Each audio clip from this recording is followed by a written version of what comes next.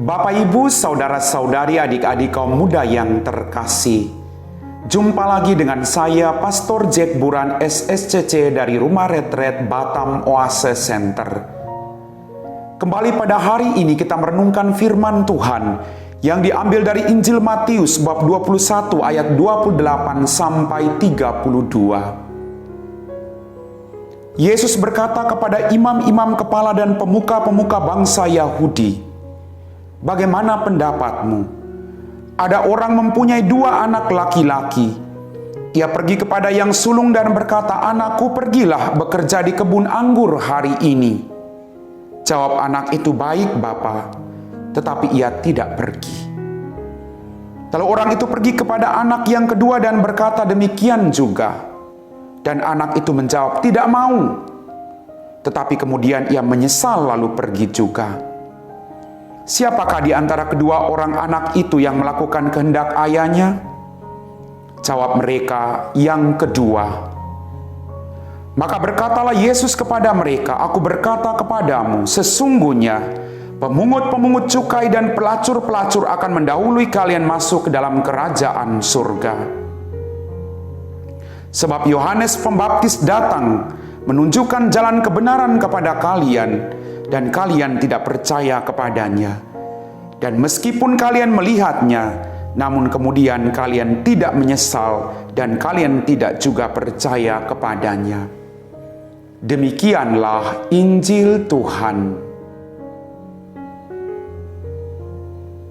Bapak, Ibu, saudara-saudari, adik-adik kaum muda yang terkasih, berkah dalam, apa kabar hari ini? Semoga kita semua selalu mengalami sukacita. Dalam bacaan Injil pada hari ini, kita mendengar ada seorang bapak yang memberikan tanggung jawab kepada kedua anaknya. Yang pertama mengatakan, "Iya, Bapak," tetapi tidak melakukan. Yang kedua mengatakan tidak mau, tetapi kemudian ia menyesal dan melakukan itu. Pertanyaan buat kita renungkan. Selama kita mengikuti Kristus sebagai Tuhan kita termasuk dalam golongan anak yang pertama yang mengatakan iya tapi tidak melakukan, atau kita termasuk dalam golongan anak kedua yang mengatakan tidak mau, kemudian muncul penyesalan, lalu kita melakukan apa yang diperintahkan oleh Bapa.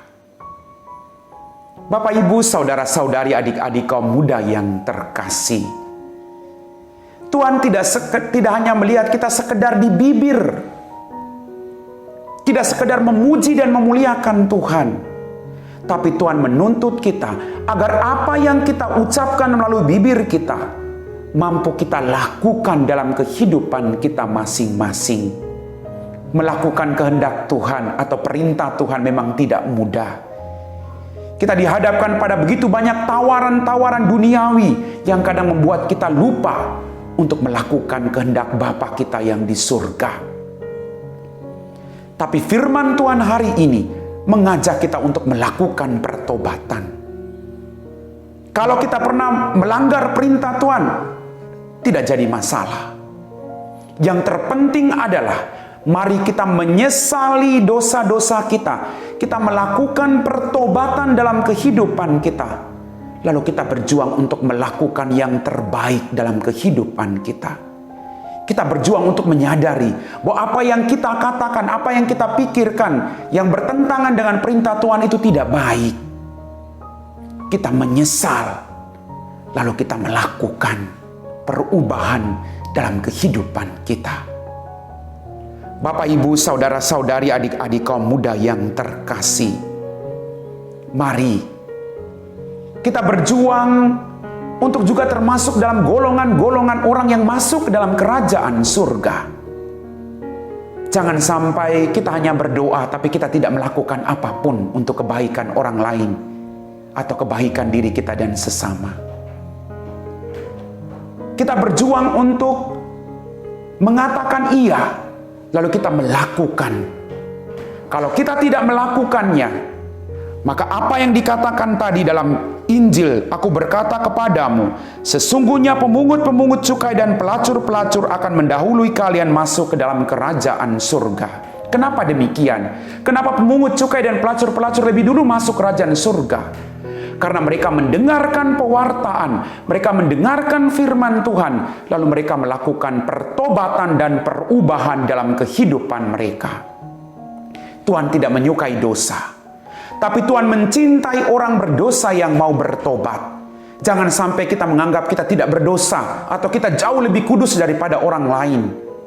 Tapi kita rendahkan diri kita melakukan pertobatan agar damai sejahtera dan pengampunan dari Tuhan senantiasa menyertai kita semua. Mari kita mau mengimani Tuhan dengan perkataan perbuatan kita sehari-hari. Amin. Bapak, Ibu, saudara-saudari, adik-adik kaum muda yang terkasih, setelah kita meresapi firman Tuhan, mari kita siapkan hati kita untuk berdoa. Dalam nama Bapa dan Putra dan Roh Kudus. Amin.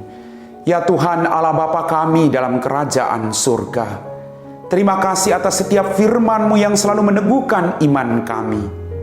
Bantulah kami Tuhan, untuk sekuat tenaga mampu melakukan apa yang Kau perintahkan kepada kami.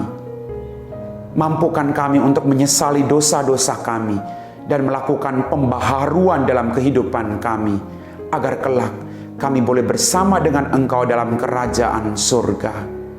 Berkatilah orang-orang yang sedang bergumul karena penyakit, karena persoalan ekonomi, persoalan rumah tangga. Kau bantu mereka semua Tuhan, agar mereka boleh dikuatkan imannya dan mempercayakan hidup mereka kepadamu.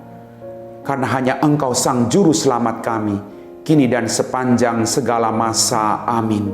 Dalam nama Bapa dan Putra dan Roh Kudus. Amin.